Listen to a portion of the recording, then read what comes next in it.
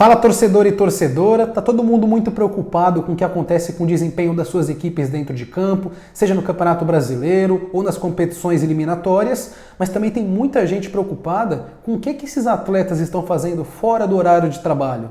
O que eles estão fazendo extra-campo?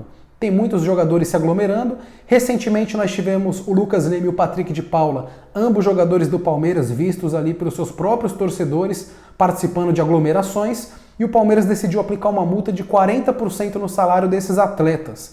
Esse vídeo que eu estou fazendo aqui hoje é justamente para medir o impacto que esses jogadores podem causar nas suas equipes e defender as multas pesadíssimas para cima desses atletas. Mas antes da gente falar desses pontos que eu separei, que são 3 inclusive, eu gostaria de falar sobre o futebol durante a pandemia.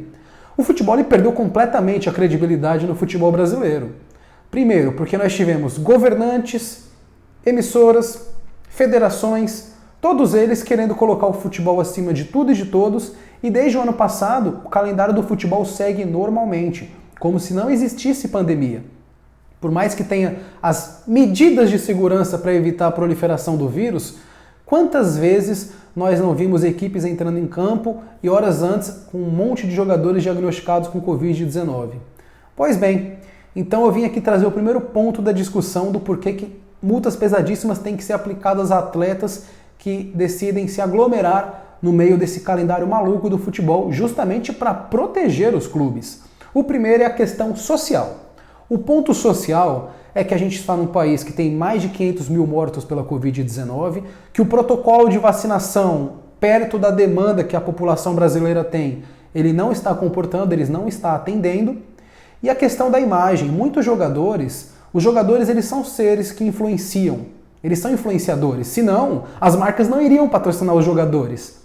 Então quantos jogadores ali o jovem que está em casa não vê como referência? Quantos jovens não adoram o Gabigol? Quantos jovens não adoram outros jogadores?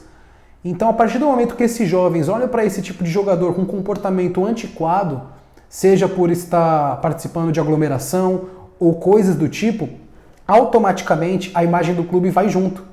Então, no ponto de vista social, é muito importante que o jogador entenda que ele está no momento de pandemia também, mas que ele tem uma imagem a zelar e o comportamento social dele influencia diretamente no clube também. O segundo ponto da discussão é o risco ao grupo. Risco ao grupo porque quando um jogador decide ir para uma aglomeração, ele automaticamente está dando chance de infectar o seu elenco inteiro. Nós sabemos de casos ali de jogadores, eu citei esses 2 do Palmeiras, mas teve o Gabigol no Flamengo, teve o Arboleda no São Paulo, teve o Jô e o Otero no Corinthians, teve o Richard no Atlético Paranaense, teve o Alan no Atlético Mineiro. Dava para montar um time, um time com reservas e um elenco completo de tanta gente, pelo menos dos principais clubes. Teve o Léo Pereira e o goleiro do Flamengo, o Hugo Souza, que se aglomeraram. Então assim, a questão é, quando um jogador decide se aglomerar, ele coloca em risco o elenco inteiro dele. E no fim das contas ninguém sabe de onde que vem o vírus, porque você pode pegar ele no supermercado, mas você pode pegar também se aglomerando. Você está aumentando a possibilidade de pegar, é uma falta de pensar no próximo. Com esse calendário maluco que a gente vive do futebol brasileiro, daqui a pouco Libertadores e Copa do Brasil vão casar junto com o Campeonato Brasileiro, vai ter jogo quarto e domingo e nós estamos apenas no mês 6. A partir do mês 7 até dezembro vai ser desse jeito, jogo quarto e jogo domingo. Principalmente para as equipes que estão nessas competições simultâneas.